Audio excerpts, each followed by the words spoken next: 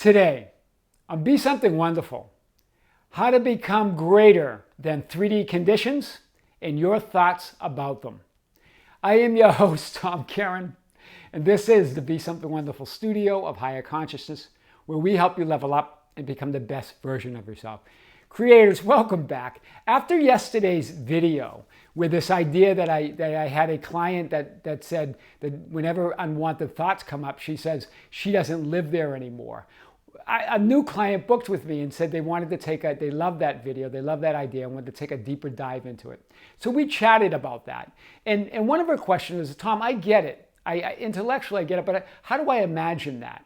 And so we started talking about that. I go, well, you could imagine anything, right? It's not really in the scene. The power is in it, the potency is in the feeling that it gets. And she goes, well, and so I said, just maybe think of that you're walking down the street and you see this old house with the grass is growing, it hasn't been cared for.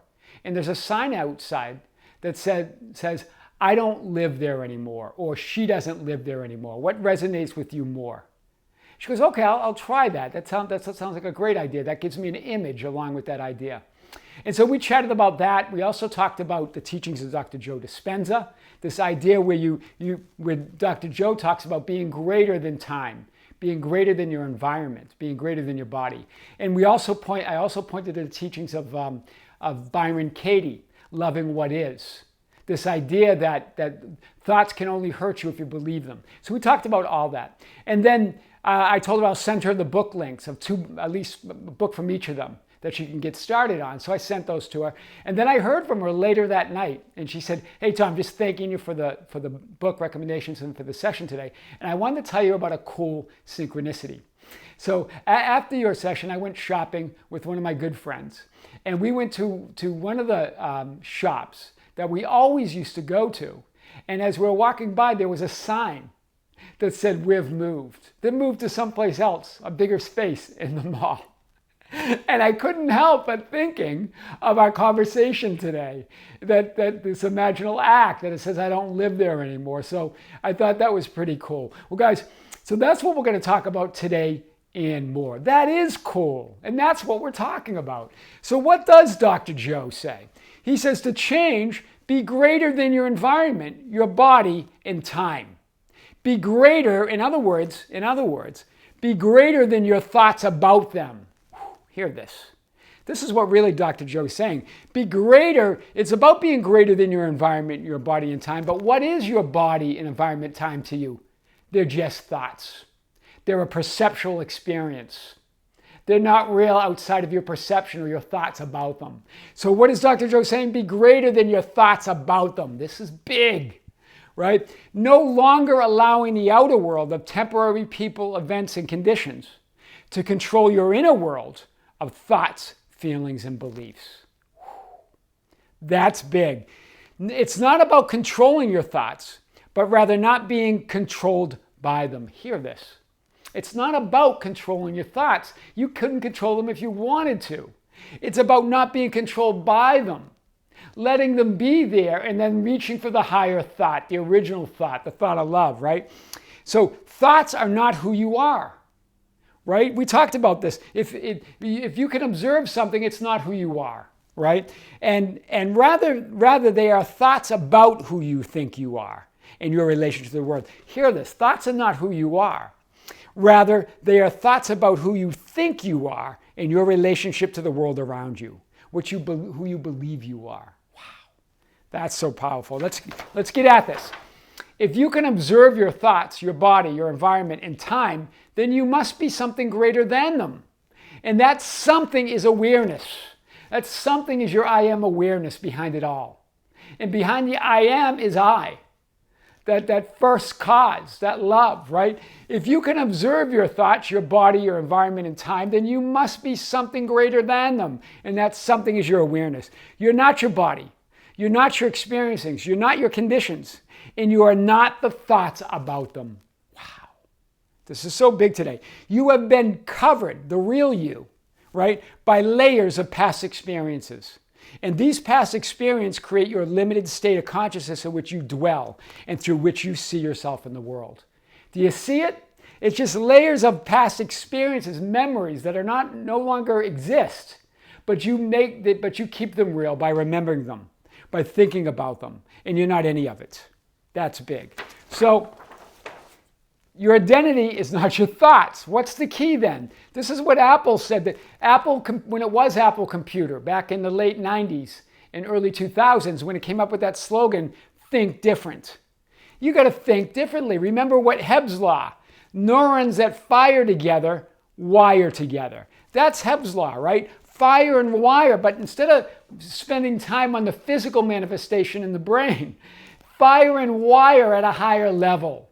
Reach for that higher thought. It's a fire and wire those spiritual neurons. Align with your higher self, higher thought, the real you. Stop reacting equal to your environment. This is what Dr. Joe talks about. Dr. Joe Dispenza, that you're thinking equal to your environment, you're thinking equal to time, you're thinking equal to body, and you're above all of it, right? To break the habit, this is what he says, to break the habit of being yourself, you have to think greater than the circumstances of your life, environment, body, and time. Be greater than the feelings that you have memorized in your body and live in a new line of time. We memorize those feelings. Your body memorizes them. Right, and so you believe it's you. You believe you are those feelings. You believe you are those thoughts. You believe you are that environment, that time, that body. Wow, that's big. So, and here's what what Byron Katie says, not Dr. Byron Katie. A thought is harmless unless you or we believe it. Don't believe everything you think. Powerful teachings, and this is loving what is, right? Make the unconscious conscious. This is the key. By questioning your thoughts, become the observer, wake up. This is what Vadim Zeland says in Reality Transurfing. I see myself, I see reality. That's when you wake up. That's when you bring the unconscious to your consciousness, to awareness. And then it's no longer there to wreak havoc on what you think is your life. Right? So you begin to retrieve your light and awareness from old limiting programs and realities inherited from your past. Do you see that, guys? And this is big. Repeated thoughts and emotions strengthen neural pathways to a point that these subconscious patterns and these subconscious and automatic patterns create a sense of who we are.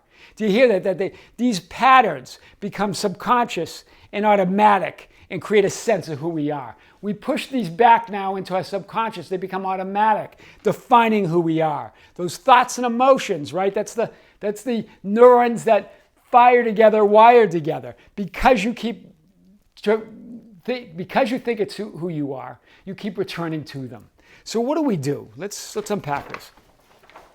Remember, your physical brain is a manifestation of who you are, is a manifestation of what you are. Firing and wiring on the metaphysical plane. Hear this, right? Because everything's a manifestation. Your body, your brain, everything.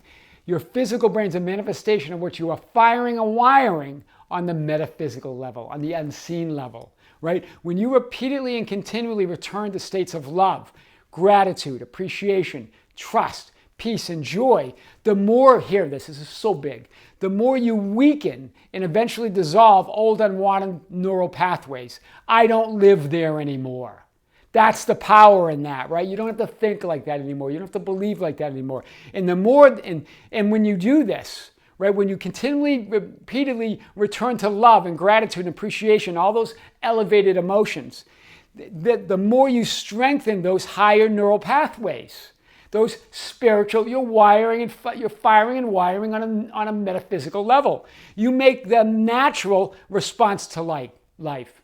That becomes your natural response to life now. Wow, that's big. It is the frequency. This is what Neville Goddard says. It is the frequency, the habitual occupancy that is the secret of success. Neville now weighing in on this, right? Also talking about this idea of firing and wiring on a metaphysical level. Right? It's the frequency, habitual occupancy that is the secret to success. Frequency occupancy of what? Of your state of wish fulfilled. Returning to what you want. Returning to that natural state of love, of gratitude, of fulfillment. Wow, that's big. So remember, love, gratitude, appreciation, those elevated emotions are infinitely more powerful than fear, doubt, and lack. They're infinitely more powerful because they're real. right? Ego personality is not real. It has no power other than what you feed it. Do you hear this? Ego is not a real thing. You give it power by feeding it, right? Love, gratitude, appreciation, that's real. Those higher elevated emotions of who you really are real. Those temporary states that the ego creates of fear and doubt and disempowerment and lack cannot exist without your thought and awareness. But that state of love, that state of gratitude, that true beingness, that true reality, ultimate reality exists no matter what, whether you think about it or not. But all that other stuff can't without your thought. Think of that, guys. That's huge, right? But love exists whether you think of it or not. That's infinite power. That's the only thing that's real. Love is going to exist but the ego doesn't exist unless you think about it, unless you dwell on it, unless you return there, unless you live there, right? So, and this is talked about in that tale of two wolves, right? That Cherokee tale where the old Cherokee's talking to his grandson, and he was telling him the story, the battles between two wolves inside us all, right? That's the idea of love or fear, higher state versus lower state. And then the little boy asks, well, which one wins? And of course, the old Cherokee says, the one you feed. The grandfather says, the one you feed. Are you going to feed that ego, that false self? Or are you going to feed the true self, who you really are? And here's the thing. You don't have to feed your true self. You just have to stop here. It's so big. It's not really even which two wolves you feed. You just got to stop feeding the false self. You got to stop feeding the wolf of fear and doubt. And then you'll be left with that love, with that gratitude, with the true being. Do you hear this? You just got to stop feeding the other thing. You have to do anything to be who you truly are. Wow, just stop feeding fear, then love is there. Just stop feeding fear and love is there. So love is you. You don't need to feed it. Just stop feeding fear and things unlike love, right? So try this. I've talked about this in a few videos now, but I think several months ago I also talked about this same subject, about the Cherokee and all this. Be still and know that I am God. One of my favorites, right? The most powerful, to me, the most powerful in Scripture, the most powerful verse. It's my favorite, right? Be still, number one. Be still and enter the alpha state, an utterly relaxed state. You're breathing deeply and normally and naturally. Your eyes are closed. You're totally relaxed, right? You're still there, and then you're going to just observe. Don't judge or resist anything. It's total non-attachment. See everything with compassion and love as you're in this alpha state, right? Then surrender and let go of trying to make anything happen here, and this is big. Let go of trying to make anything happen within or without. Do you see this? You're not trying to make anything happen, period. You're going to let it go. Then allow original thought, new thought. That original thought's a thought of God. It's really God's thought of love, right? That's that new thought. Allow that to rise from your higher self.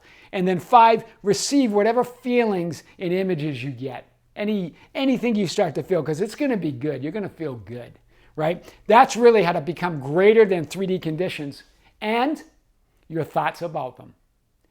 I am your host, Tom Karen, and this is the Be Something Wonderful studio of higher consciousness, where we help you level up and become the best version of yourself. Don't forget to subscribe, hit the notification button, like and share our videos. That's how we get our message out. You can hit us up on Facebook at Be Something Wonderful. We have a group called the Be Something Wonderful Ambassadors on Facebook. It's besomethingwonderful.com/groups/Be Something Wonderful. Visit us there and join the group. It's an open group, right? And anybody can join. And then you can follow us on Instagram and Twitter at Tom Karen. And also just visit our website at tomkaren.com or besomethingwonderful.com. Till next time, with great love, with great light and infinite gratitude, this is Tom. See you soon.